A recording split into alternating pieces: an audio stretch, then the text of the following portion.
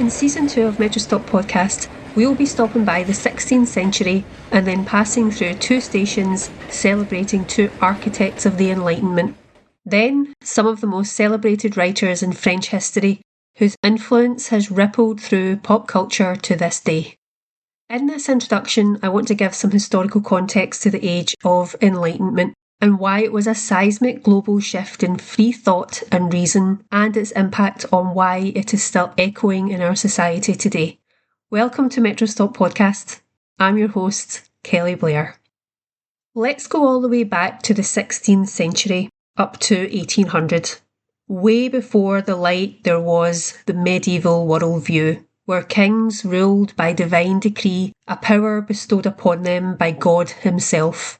The church held immense ironclad power over education, science, and morality. Society was rigidly hierarchical, feudal social structures offering little mobility or opportunity for most people. Knowledge was inherited from ancient texts and religious doctrine, not discovered through observation. This was a world where curiosity was dangerous and conformity was survival. Questioning the church could mean exile or worse. It was a world lit only by the flicker of tradition, fear, and superstition. Around 1517, Martin Luther launched the Reformation, which started to profoundly shape a new intellectual and theological realm. Literally initiated to reform people's thinking, it was a catalyst for the coming revolutions. The Reformation changed the way doctrine was distributed. Bibles were now available in vernacular languages, not just Latin. Scriptures were widely available to the public, and not just for scholars and clergy.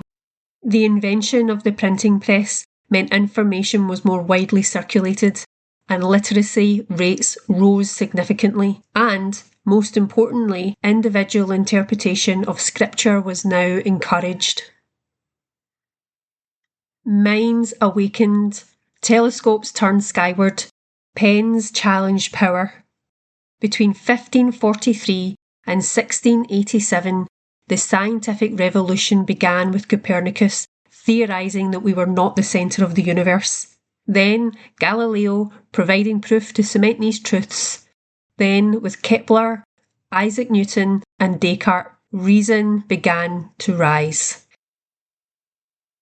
In 1688, there was a glorious revolution, the bloodless, peaceful coup d'etat in England, which saw the Catholic monarch, King James II, removed from the throne and replaced by the Protestants, William and Mary. The new monarchs not only changed the religious course of England and the idea of divine right, but also allowed the additional personal liberties and individualism necessary for the Enlightenment to truly flourish. New philosophies and writings began to bloom. Deism emerged, the belief in a rational God who doesn't interfere with the universe. In 1696, John Toland wrote Christianity Not Mysterious. He tried to show that not all biblical doctrines require faith to be understood, basically claiming that religion should be understandable by reason. Montesquieu's Persian Letters, published in 1721, savagely satirised French society and mocked the reign of Louis XIV and questioned Catholic doctrine. So now enter our cultural giants who will open our second season. First up is Etienne Dahl, pre-Enlightenment martyr, a man whose tragic fate served as a warning and inspiration to later philosophers. His life, the prologue to the Enlightenment, showed how dangerous and revolutionary the pursuit of truth could be in a world not yet ready for it. Then Voltaire, a master of wit and criticism.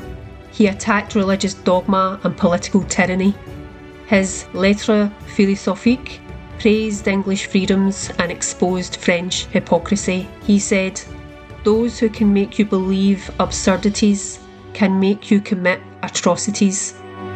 And then Denis Diderot, co-founder of the Encyclopedia. Diderot led a daring project to compile and democratise human knowledge.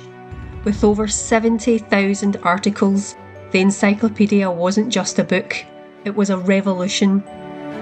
Diderot said, All things must be examined, debated, investigated, without exception, and without regard to anyone's feelings. Dole lit the fuse, Voltaire wielded his pen like a sword, and Diderot built a fortress of knowledge. Together, they helped ignite a movement that reshaped Europe and laid the foundation for the modern world. Those stories and more are coming soon on Season 2 of Metro Stop Podcast.